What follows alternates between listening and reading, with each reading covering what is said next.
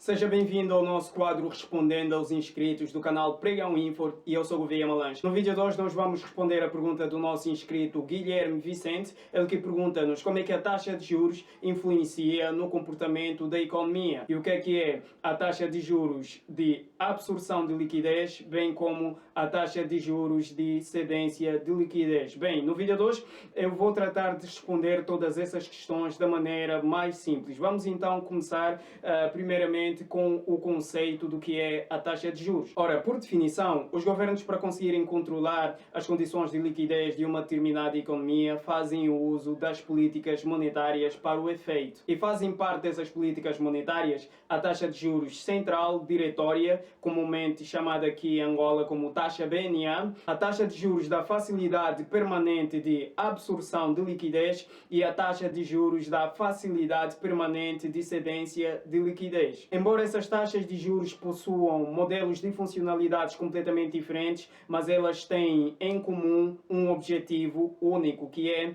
o controle das condições de liquidez de uma determinada economia. Um conceito meramente simples do que é a taxa de juros. A taxa de juros é o preço da moeda no mercado financeiro. Ou seja, no mercado financeiro há uma demanda e oferta de moedas, portanto, a moeda transforma-se em mercadoria, cujo preço é a taxa de juros. Ou se quiser, a taxa de juros também pode ser o valor cobrado pelos credores, isto é, por quem empresta, aos devedores, isto é, para quem pede emprestado, pelo uso das suas poupanças em determinado período de tempo. Dado que existem três taxas utilizadas pelo Banco Central para controlar as condições de liquidez na economia, vamos deixar a taxa diretória por último. Vamos começar então com a taxa da facilidade de absorção de liquidez. O que esta taxa significa? A taxa de juros da facilidade permanente de absorção de liquidez são os juros que o Banco Central cobra aos bancos comerciais por depositarem os seus excedentes, não é, as suas reservas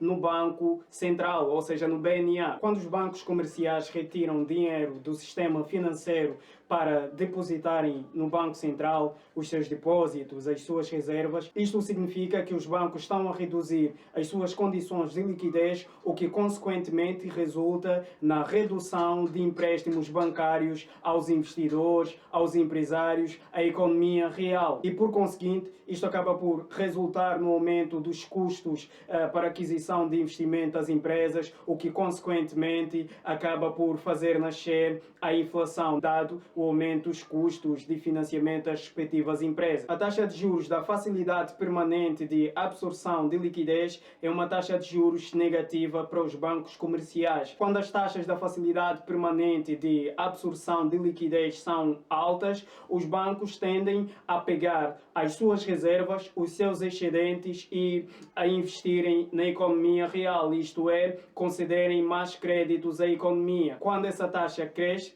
menos os bancos vão querer depositar as suas reservas no Banco Central, dado que passarão a pagar muito mais por essas reservas depositadas. Ao passo que, quando as taxas caem, reduzem, mas os bancos vão querer depositar as suas reservas no Banco Central, dado que fica mais barato conseguirem manter as suas reservas no Banco Central e evitam correr os riscos atrelados no investimento em créditos na economia real. De forma resumida, a taxa da facilidade permanente de absorção de liquidez, ela é usada quando os bancos comerciais estão a retirar dinheiro do sistema financeiro, impedindo a concessão de mais créditos e por essa razão elas passam a fazer o pagamento dessa taxa. Entretanto, o BNA também pode estar aí a mexer nessas taxas aqui quando, por exemplo, há uma existência de excesso de liquidez na economia, quando há muito dinheiro em circulação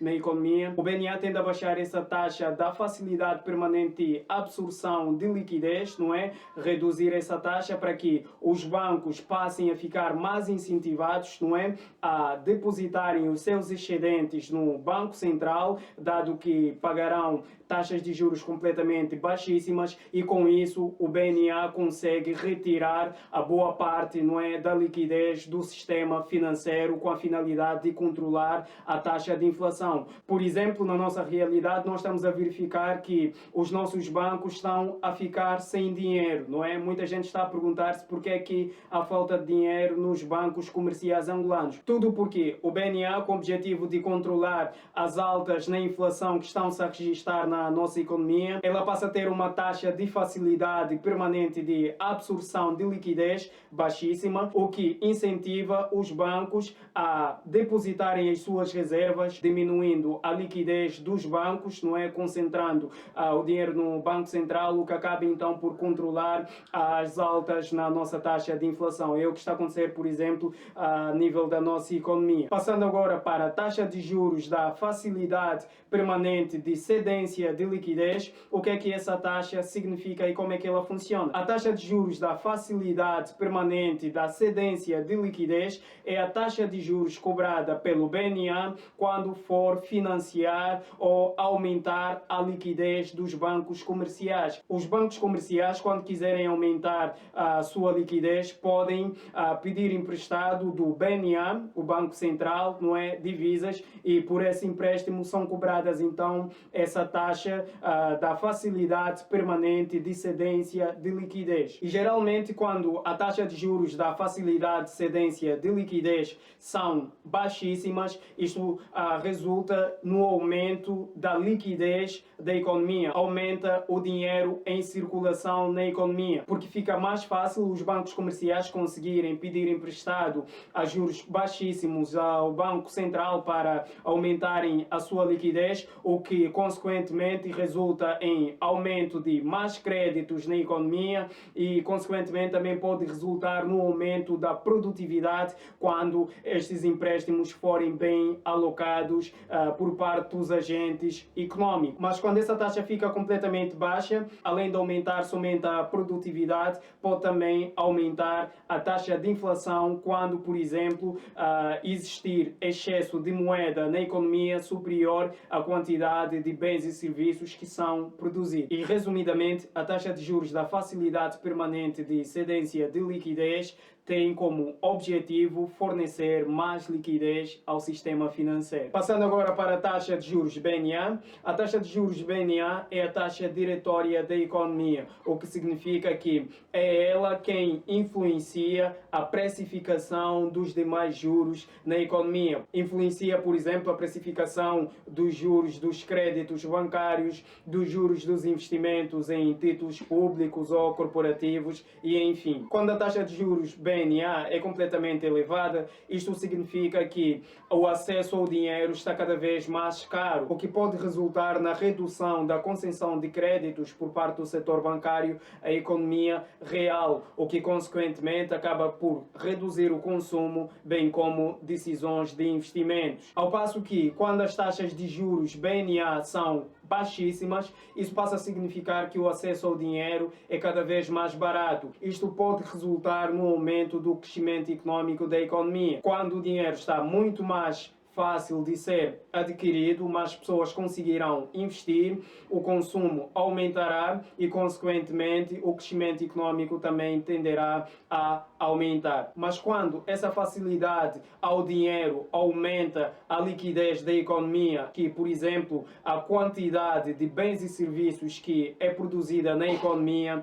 isto faz com que haja uma desvalorização do dinheiro e um consequente aumento da taxa de inflação. Geralmente, quando a taxa de inflação é completamente elevada e derivada do excesso de moedas em circulação, os bancos centrais tendem a aumentar as taxas de juros para conseguirem fazer face às elevadas altas na taxa de inflação. Por conseguinte, o governo vai se fazer munir dessas políticas monetárias, tudo para garantir que as condições de liquidez na economia estejam ajustadas aos objetivos de crescimento, bem como da geração de empregos da própria economia, com a finalidade de proporcionar estabilidade de preços e melhorar o bem-estar das populações. A inflação, ela acarreta consigo grandes custos, por exemplo, como o custo da incerteza. Quando surgem dificuldades em conseguir medir o valor do dinheiro no tempo, porque a cada dia o seu valor está sempre a mudar. Isto faz com que se torne cada vez mais difícil usar o dinheiro como medida de valor, se ela está a ser sujeita a várias alterações diariamente ou anualmente impostas pela inflação. Esse facto leva com que se adie muitas vezes decisões de consumo,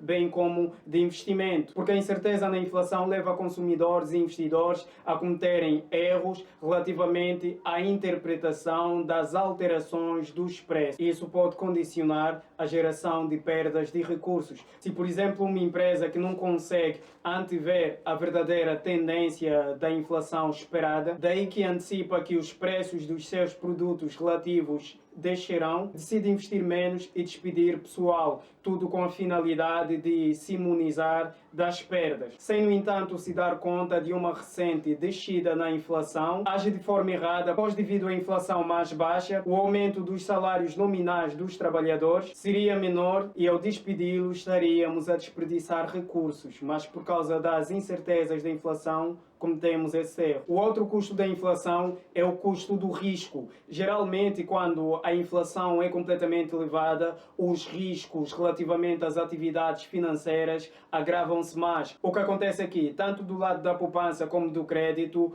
os juros passam a ser cada vez mais elevados. Os investidores passam a retirar o seu dinheiro dos investimentos em ações e passam a investi-los em títulos públicos, dadas altas nos juros. E o outro custo da inflação é o custo da redistribuição da riqueza. As pessoas mais prejudicadas são aquelas com rendimentos nominais, como salários, depósitos bancários, obrigações de dívida pública, ou aquelas pessoas que dependem de rendimentos fixos, como os pensionistas. O outro custo é o custo do menu. À medida que a taxa de inflação vai cada vez mais subindo, as empresas e os indivíduos são obrigados a ajustarem frequentemente os seus menus. E isto é completamente penoso para os que dependem de venda por catálogo. E finalmente o último custo é o custo da competitividade. Se o preço de um país crescer mais rapidamente que o restante dos países, então os seus produtos tornam-se menos competitivos no mercado internacional, diminuindo a sua procura com reflexos completamente significativos na sua balança de pagamentos, o que significa, em última instância, em diminuição do crescimento econômico e do nível de emprego. Estudos demonstram que a inflação é fundamentalmente um fenômeno monetário. Períodos prolongados de inflação elevada estão associados a um crescimento monetário elevado, embora outros fatores, tais como variações na procura, alterações tecnológicas ou choques nos preços das matérias-primas, possam influenciar a evolução dos preços no curto prazo, mas os seus efeitos podem ser muito bem compensados quando as políticas monetárias são eficientemente ajustadas. Neste sentido, a tendência de mais longo prazo dos preços ou da inflação na economia podem ser controladas pelos bancos centrais e, portanto, por isso aqui os governos, fazendo uso das políticas monetárias, usam-na com o principal objetivo de garantirem a estabilidade de preços a nível da economia. A estabilidade de preços na economia reduz essas incertezas causadas pelas inflações elevadas, diminui a exigência do prémio de risco por parte dos investidores que, por uma taxa de inflação, passam a exigir juros mais altíssimos, quando passam por retirar os seus investimentos em ações e passam a alocá-los em títulos de renda fixa apenas. Com a estabilidade de preço, deixa de ser necessário essas atividades de cobertura de risco. A estabilidade de preços reduz também as distorções nas distribuições de riquezas, aumenta os benefícios da detenção da moeda e, finalmente, contribuem para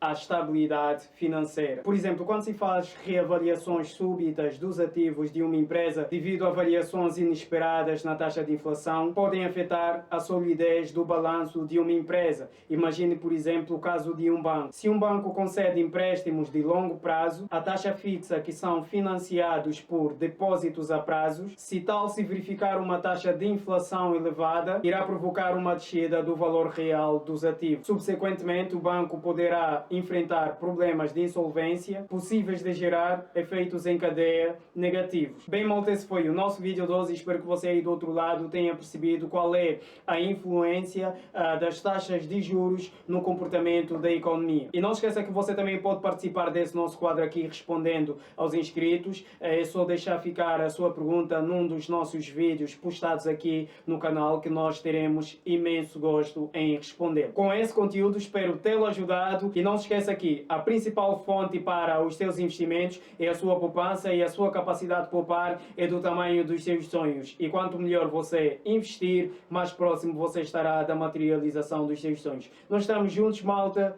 Até o próximo vídeo.